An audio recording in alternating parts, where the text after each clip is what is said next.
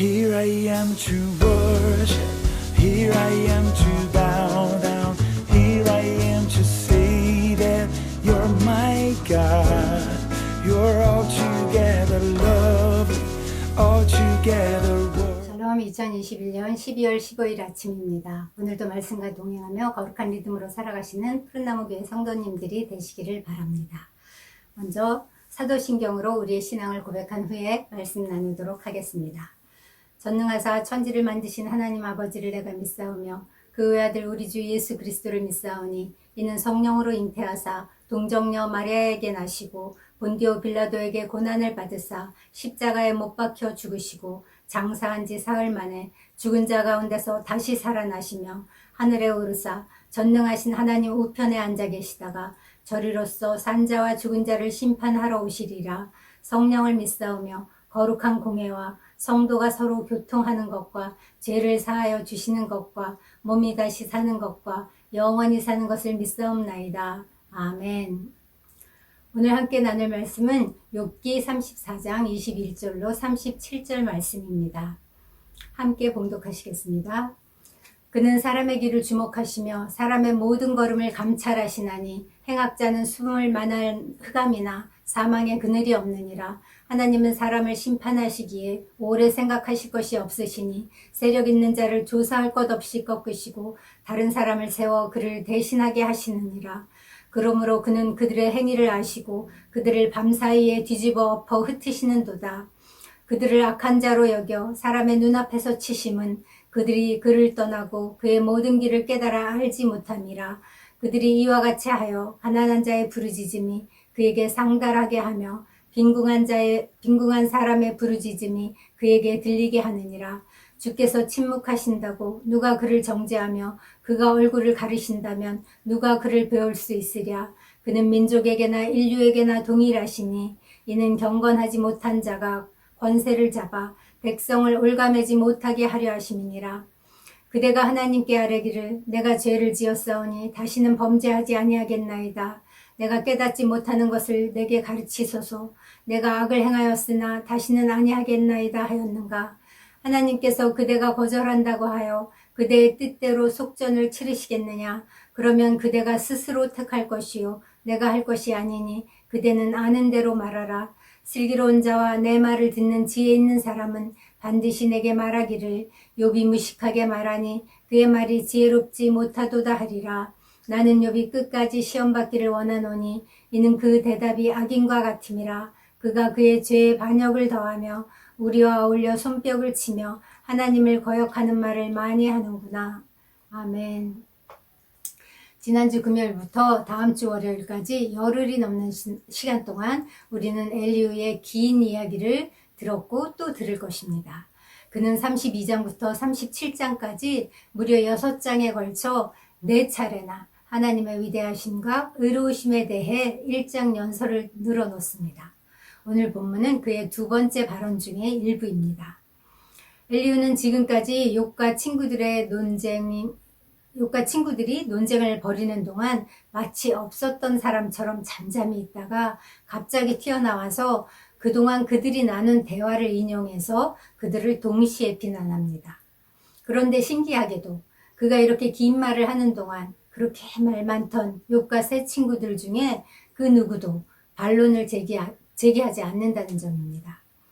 그는 고난을 무조건 죄의 결과로 단정하던 그 세 친구들과는 달리 고난 자체보다 하나님의 위엄에 초점을 맞춰서 발언을 합니다.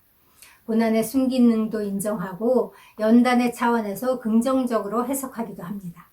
또 하나님의 긍휼 안에서 구원 얻을 가능성을 열어놓기도 합니다. 그러나 아무리 그의 발언이 하나님을 옹호하고 욥을 회개로 이끌려는 선한 동기에서 비롯되었다고 해도 모든 고난의 원인을 전적으로 욥에게 있다고 몰아붙임으로써 그 역시 인과율의 틀에서 크게 벗어나지 못하는 모습을 보여주고 있습니다. 비록 하나님을 옹호하기 위해서라도 누군가를 함부로 비난하고 정죄하는 것은 사람을 살리지 못합니다. 사랑에 기반하지 않은 조언과 충고는 역사하지 않습니다. 사랑이 없으면 우리의 존재도 사역도 아무것도 아닙니다. 우리는 꽹가리에 불과합니다. 그래서 주께서는 도무지 판단하지 말고 아무도 정죄하지 말라고 하셨습니다. 그런데 오늘 엘리후는 어떤 말로 욥을 정죄할까요? 하나씩 살펴보도록 하겠습니다. 먼저 21절로 25절에서 엘리후는 하나님이 사람의 길을 주목하시고 사람의 모든 걸음걸음을 감찰하심으로 행악자는 하나님의 심판을 피할 수 없다라고 말합니다.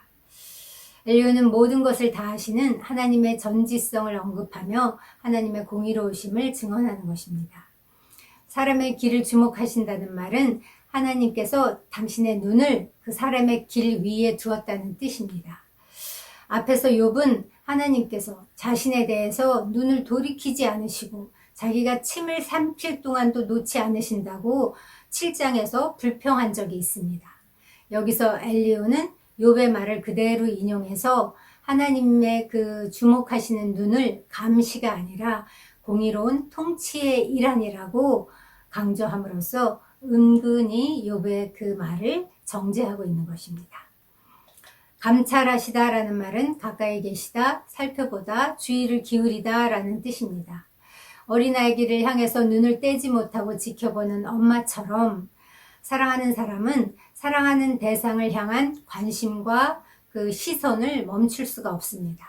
하나님은 사랑하는 백성들 가까이 계셔서 늘 주의를 기울이시며 살펴보십니다. 사람은 하나님의 손길과 시선에서 벗어날 수 있는 자가 아무도 없습니다. 행악자 역시 마찬가지입니다. 하나님의 그 감찰하심 앞에 숨을 수 없습니다. 죄를 행하는 사람들은 자신의 죄를 숨기고 합리화하려고 들지만 하나님의 그 불꽃 같은 눈동자를 그 감찰하시는 하나님을 벗어날거나 피할 수 없습니다. 천지에 충만하신 하나님, 그 하나님의 눈에 감추고 숨길 수 있는 것은 아무것도 없습니다. 결국에는 그들의 모든 거짓과 왜곡이 명백하게 드러나서 반드시 심판받을 것입니다. 엘리후는 또 하나님은 오래 생각하실 필요도 없고 길게 조사할 것도 없이 세력 있는 자를 꺾으시고 그 자리에 다른 사람을 앉히시는 분이라고 말합니다. 이것은 하나님의 전지성, 심판의 공정성, 그리고 판단의 즉각성을 강조하는 표현입니다. 그러면서 욥은 빨리 회개하고 각성하라고 촉구하는 것입니다. 이어서 26절로 30절에서 엘리후는 하나님이 행악자를 사람들의 눈앞에서 치심으로써 가난한 자와 빈궁한 자의 부르짖음을 들으신다고 말합니다. 하나님이 행악자를 사람의 눈앞에서 치신다는 말은 심판이 공개적으로 진행된다는 뜻입니다. 죄인들은 은밀히 죄를 범하지만 하나님은 사람들이 보는 앞에서 그들을 공개적으로 심판하실 것입니다. 이런 공적 징계는 다른 사람들에게 경종을 울리는 의미가 있습니다. 악한 자들이 하나님의 말씀과 교훈을 무시하고 오만방자하게 행할 때 그들에게 학대를 당하고 억울한 일을 당한 가난한 자, 빈궁한 자들은 하나님을 향해 부르짖습니다. 하나님은 그들의 부르짖음을 들으십니다. 특히 하나님은 압제당하는 자들의 절규와 신음소리를 특별한 관심을 가지고 들으시는 분이시기 때문입니다. 그러나 욥기가 말하는 바와 같이 하나님의 심판이 언제나 즉각적이지만은 않습니다. 조금 아까는 즉각적이라고 말하더니 지금은 즉각적이 아니라고 말하면 앞뒤가 맞지 않는 것 같죠? 그러나 아까 그 즉각적이라는 것은 하나님의 판단의 즉각성을 말하는 것입니다. 하나님은 전능하시기 때문에 네가 어떤 잘못을 했는지 저 어떤 사람이 어떤 선한 일을 했는지 즉각적으로 아십니다. 길게 조사할 필요가 없으십니다. 그러나 그 심판이 반드시 즉각적으로 임하는 것은 아닙니다. 종종 하나님은 악한 자들을 바로 심판하시지 않고 침묵하실 때도 있고 그분의 얼굴을 그들에게 가리우고 나타내 보이지 않으실 때도 있습니다.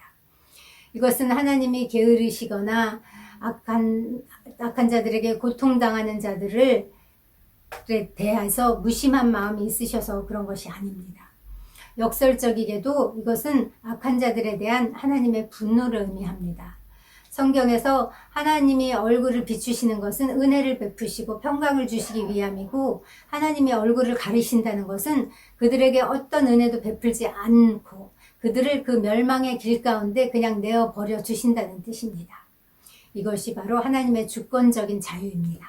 하나님은 좋은 사람만 쓰시는 게 아니라 때때로 악한 자도 그 악한 날에 적당하게 쓰시는 분이시기 때문입니다.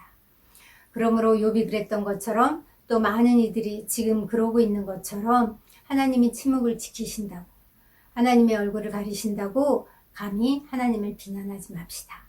이것이 우리가 다 이해하지 못하는 하나님의 주권이요, 인간의 지각을 초월하여 역사하시는 그분의 의로우심입니다. 31절로 37절에서 엘리후는 욥이 자신의 범죄를 인정하고 하나님 앞에 용서를 구해야 한다며, 그렇게 만약에 회개하고 돌아오지 않는다면 차라리 당신이 끝까지 고통받기를, 시험받기를 원한다고 말합니다. 엘리후는 왜 이렇게까지 잔인하게 말하는 것일까요? 엘리후 역시 욥의 친구들처럼 욥의 죄악을 확신하고 있기 때문입니다. 엘리후는 욥이 하나님 앞에 하나님께 달려가서 도대체 내가 무엇을 잘못해서 이런 징계를 받는지 그것을 설명해 달라고 부르짖는 것을 교만한 항변이라고 여깁니다. 그렇게 하지 말고 차라리 하나님의 은총을 의지하여 죄를 고백하고 그에 합당한 벌을 감당한 후에 하나님의 사하심을 받으라고 지금 종용하고 있는 것입니다. 이는 혹시 욥 자신도 모르고 있는 죄악과 범죄가 있을지도 모른다는 사실을 은근히 암시하는 표현입니다.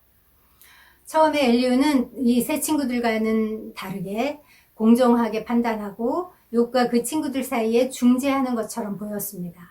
그러나 지금 어떻습니까? 그도 역시 인과율에 의지해서 욥을 꾸짖으며 회개하라고 회개를 촉구하고 있지 않습니까? 그 세 친구들과 별반 다르지 않습니다. 그러면서 잔인한 말도 서슴지 않습니다. 만일 욥이 끝까지 회개하지 않는다면 나는 당신이 끝까지 시험받는 것이 마땅하다고 생각한다고 이런 주장을 펼치고 있습니다. 이해할 수 없는 고난 가운데 정말 어려움을 겪고 있는 지체들에게 위로가 되기는커녕 도리어 큰 상처를 주는 말이 아닐 수 없습니다. 설령 욥이 죄를 지었다고 해도 이렇게까지 말할 필요가 있을까요? 우리는 오늘 엘리후를 통해 무엇을 배울 수 있습니까? 어떤 사람이 길을 가다가 넘어지면 미끄러지는 것을 보면 우리는 그 길을 갈 때 조심조심 걸어갈 것입니다. 누군가 어떤 실수를 하는 것을 보면 그것을 반면교사 삼아서 우리는 똑같은 실수를 저지르지 않으려고 주의할 것입니다. 성경에 나오는 모든 이야기들은 우리를 교훈하기 위해서 기록되었다고 말합니다. 이런 일들이 그들에게 일어난 것은 우리에게 본보기가 되게 하려는 것이고, 그것들이 기록된 것은 말세를 만난 우리에게 경고가 되게 하려는 것이라고 성경은 말씀합니다. 오늘도 이렇게 말씀으로 엘리후를 통하여, 욥의 이야기를 통하여, 그 세 친구를 통하여 부지런히 우리를 깨우치시고 가르치시는 주님을 찬양합니다. 오늘 우리는 이 말씀을 마음에 새기면서 스스로 하나님의 자리에 앉지 않기를 원합니다. 하나님이 아무도 판단하지 말고 정죄하지 말라고 하셨으면 그렇게 해야 됩니다. 우리가 왜 쉽게 정죄하고 판단할까요? 내가 하나님 된 자리에 앉아 있다는 뜻입니다. 나와 다르다는 이유로, 내 생각과 다르다는 이유로 내가 주인 되어서 판단하는 것입니다. 이렇게 아무 생각 없이 남을 판단하고 정죄하며 살고 있는 우리에게 엘리후의 이야기가 오늘 우리를 깨우칩니다. 엘리후에게 주시는 딱 맞는 말씀 같은 말씀이고, 또 우리에게 주시는 딱 맞는 말씀 같은 말씀이 야고보서 4장 11절로 12절입니다. 함께 소리내어 읽었으면 참 좋겠습니다. 형제들아, 서로 비방하지 말라. 형제를 비방하는 자나 형제를 판단하는 자는 곧 율법을 비방하고 율법을 판단하는 것이라. 내가 만일 율법을 판단하면 율법의 준행자가 아니요 재판관이로다.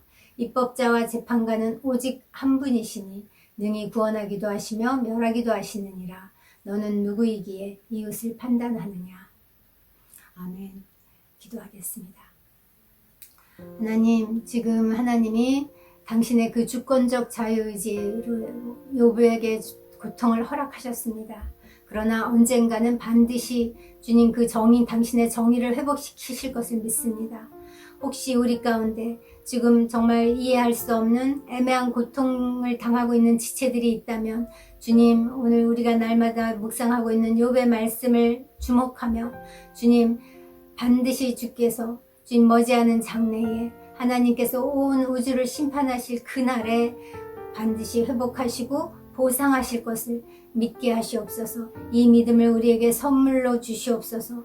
주님, 우리가 함부로 판단하고 정죄하지 않게 하시고 이 말씀을 주님 기준 삼아 오직 모든 우리의 신앙과 삶의 기초를 말씀에 두어서 주님 말씀에 반응하며 살아가는 저희에게 인도하시고 축복하여 주시옵소서. 오늘도 그 일을 행하실 주께 감사드리며 예수님의 이름으로 기도합니다. 아멘. 이제 지체들을 기억하며 기도하겠습니다. 코로나가 여전히 극성입니다. 푸른나무 성도들 가운데 어떤 한 사람도 코로나에 걸리지 않도록 지켜주시기를 기도하고 병중에 있는 지체들을 위해 그들이 강건하게 병중에도 그 마음만큼은 평강으로 주께서 지켜주시기를 그렇게 기도하며 나아가겠습니다. 재정의 어려움을 겪고 있는 지체들, 그 부동산 매각을 위해 오랫동안 기도하고 있는 지체들도 있습니다. 주께서 알게 하시고 기억나게 하신 그 지체들의 그 사정을 가슴에 품고 주님 앞에 올려드리며 기도합니다.